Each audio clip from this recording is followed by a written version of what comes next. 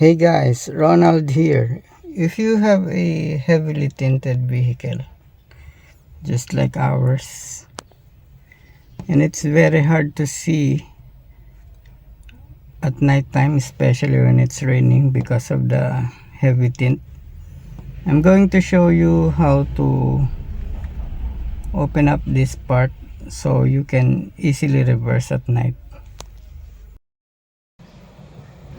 Okay, so I have a cardboard here, and the size is almost identical to the width, so I'm not going to bother cutting the width. I'm just going to get this top portion and bottom portion cut.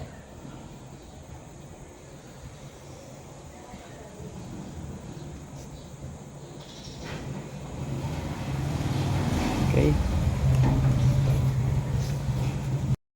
let's cut it.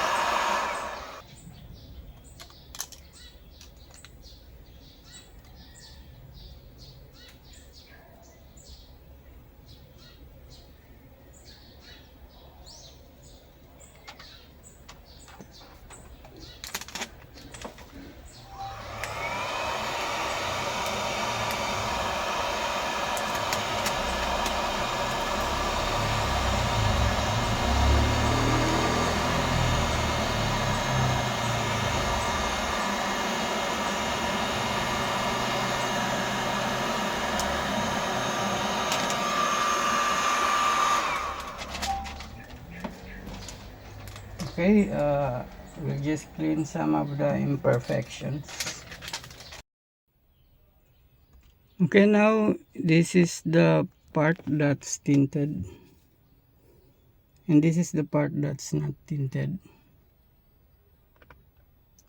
It's very shiny outside. So I hope you like the idea, and looking forward to seeing you again on our next video. Thank you for watching. Bye bye.